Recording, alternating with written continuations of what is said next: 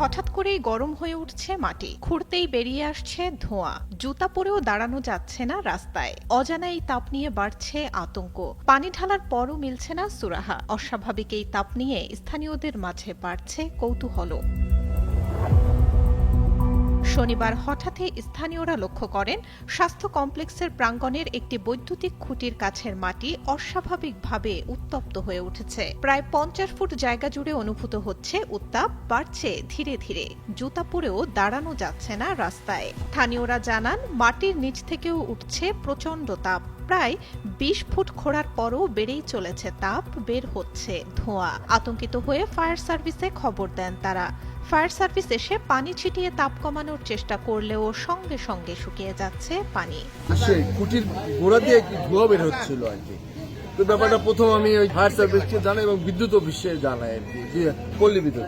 ওনারা এসে পরিদর্শন করে এবং ওনারা এরপরে আবার ইউনো মহোদয়কে আমি জানাই। তারপর উনি আবার ইঞ্জিনিয়ার সাহেবকে আনে।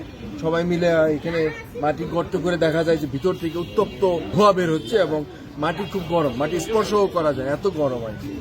তো এটা প্রথম সিদ্ধান্ত নেওয়া হয়েছিল যে এই ঘটনা ঘিরে স্থানীয়দের মাঝে ছড়িয়ে পড়েছে কৌতূহল আর আতঙ্ক। মাটির নিচে কোনো রাসায়নিক বিক্রিয়া, কোনো ভূগর্ভস্থ গ্যাস নাকি অন্য কোনো অজানা কারণ, এই নিয়ে শুরু হয়েছে নানা জল্পনা কল্পনা।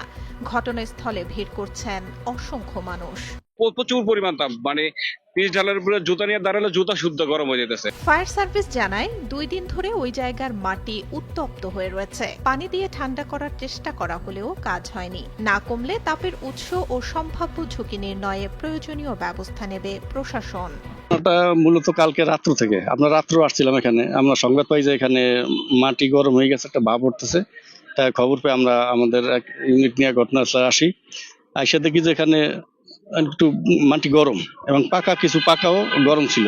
উপজেলার স্বাস্থ্য কর্মকর্তা জানান, প্রথমে ভেকু দিয়ে আরো বড় গর্ত করে দেখার কথা বলা হলেও ঘটনাটি তদন্তের ভার বাপেক্সের ওপর দিয়েছেন জেলা প্রশাসক। ভেকুর মাধ্যমে আরো অধিক খনন করে তার দেখা হবে, কিন্তু পরে আবার ডিসি স্যার ব্যাপারটা জানার পরে উনি আবার বাপেক্সকে করছেন, ফোন দিয়েছেন। ওনারা বলছে আজকের মধ্যে তারা টিম পাঠাবে। এদিকে সন্ধ্যার মধ্যেই একটি টিম পাঠিয়ে বিষয়টি তদন্ত করার কথা জানিয়েছে বাপেক্স। সুলতানা শর্মা, যুগান্তর নিউজ।